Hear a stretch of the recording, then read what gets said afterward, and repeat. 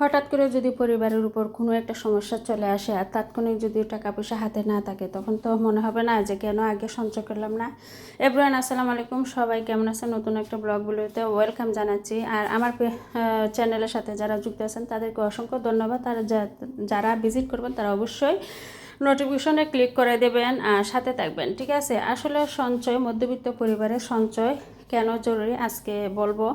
এটা আসলে আমার নিজের পরিবার দিয়ে আমি বুঝতেছি, কারণ হঠাৎ করে দেখা যায় এমন একটা বিপদ চলে আসে, তখন মনে হয় না যে কেন যে আগে কিছু যদি টাকা পয়সা থাকতো তাহলে তো অনেক ভালো হতো। এই জন্য আসলে মধ্যবিত্ত পরিবারে জোর করে আপনি সঞ্চয় করে রাখবেন। ইনকাম যদি অল্প হয় তারপরেও কিন্তু আপনি জোর করে হাতে কিছু টাকা রাখবেন, কারণ সেভিং জিনিসটা অনেক বিপদ আপদ থেকে রক্ষা করে। সেভিংয়ের অনেক সময় সেভিং থাকলে আপনার কারোর কাছে হাত পাতা লাগে না, কারোর উপর নির্ভর করা লাগে না। 1 টাকা ইনকাম হলে আপনি সেখান থেকে আপনি অন্তত পক্ষে 4 ভাগের 1 ভাগ রাখবেন, মানে 1 টাকা 4 ভাগের 1 ভাগ 25 পয়সা।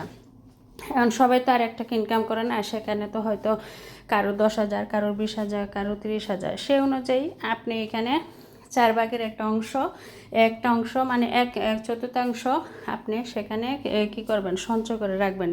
সেটা আপনি যে হাতে রাখতে পারেন বা ব্যাংকে রাখতে পারেন, কারণ এমন এক সময় আসে, কারণ আপনার পরিবারে হঠাৎ করে দেখা গেলো কেউ অসুস্থ হলো, কেউ টাকা পয়সার মানে লেখাপড়ার জন্য টাকা পয়সার দরকার, এইভাবে অনেক প্রয়োজনীয় কিছু বিপদ চলে আসে, যেটা আসলে হাতে কিন্তু সেভিং না থাকলে সেটা আপনি উদ্ধার করতে পারবেন না।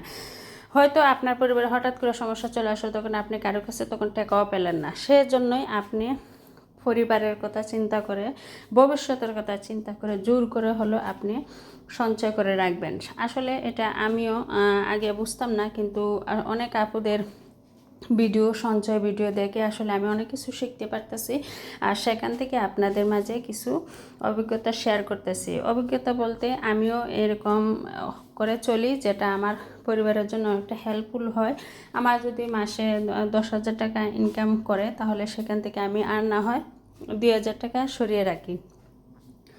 আসলে অনেক খরচই আমরা পরিবারে করে থাকি, যেটা আসলে দরকার হয় না, তারপর আমরা অতিরিক্ত খরচ এসে, আপনি যদি সেই সঞ্চয় মনোবৃত্তিটা নিয়ে থাকেন তাহলে অতিরিক্ত খরচ যেটা, এটা আপনি মিনিমাইজ করে চলতে পারবেন।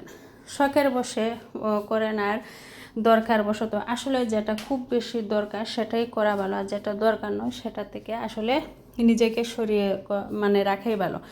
মানি ম্যানেজমেন্ট বা ফাইন্যান্সিয়াল যেটা মানে ফাইন্যান্সিয়াল যেটা সাক্ষরতা বা যেটা শিক্ষা, সেটা তো আসলে আমরা সব জায়গা থেকে পাই না।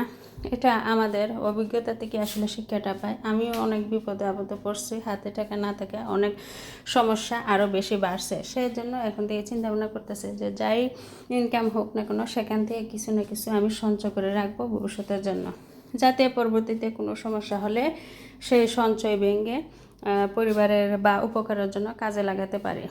আর মূলত আজকে আমার রান্নাবান্না সব কিছু কমপ্লিট, আর এখানে বেগুন মেখে রাখছি কালিজিরা দিয়া, সেটাতে তেলে ভেজে নেব, এটা ইফতারের জন্য। আর আমার চ্যানেলের সাথে যারা অবশ্যই আছেন তাদেরকে তো অনেক ধন্যবাদ, আর যারা অবশ্যই আসবেন তারা অবশ্যই ভালো লাগলে সাবস্ক্রাইব করবেন। আর সাবস্ক্রাইব করলে আসলে আপনাদের সাথেও পরিচিত হতে পারবো, সেজন্য। আর এখানে রান্নাবান্না মোটামুটি কমপ্লিট করে ইফতার বানানোর জন্য রেডি করতেছি। আসলে 5টার পরে, মানে 5টা বেজে গেছে, 5টার পরে সব কিছু আমি ইফতার বানিয়ে নিই, আর বেশি দেরি করে না। এই যে লাল শাক ভাজি হয়ে গেল, আপনার বড়া হয়ে গেল। আজকে আসলে আমরা ভাতের আয়োজন করছি। আর সবাই অবশ্যই ভালো থাকবেন, যারা আমার পাশে ছিলেন, যারা আমার পাশে থাকবেন, তাদেরকে অসংখ্য ধন্যবাদ। আল্লাহ হাফেজ।